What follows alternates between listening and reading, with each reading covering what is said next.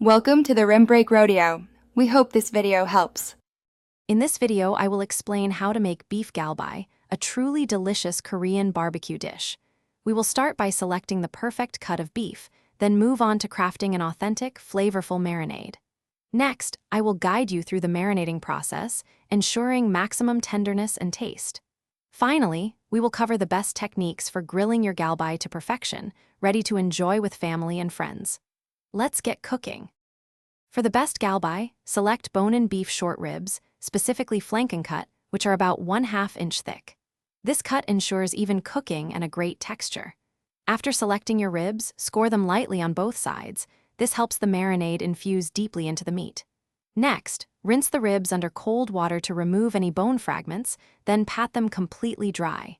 This crucial step ensures the marinade adheres properly, enhancing the overall flavor. Now, let's create the heart of our galbi, the marinade.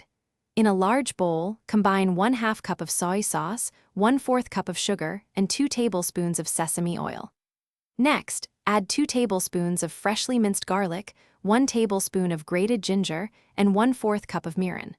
For a touch of natural sweetness and tenderizing power, grate 1/2 of a small Asian pear into the mixture. Whisk everything together until it's perfectly smooth and ready for the beef. With your marinade ready, place the prepared beef ribs into the mixture, ensuring each piece is fully coated. Marinate them in the refrigerator for at least 4 hours, or for the most intense flavor, leave them overnight. When you're ready to cook, preheat your grill to a medium-high heat, around 400 degrees Fahrenheit. Grill the ribs for 3 to 5 minutes per side until they are beautifully caramelized and cooked through. Serve immediately and enjoy your homemade galbi. Thanks for watching. Consider subscribing if we helped you.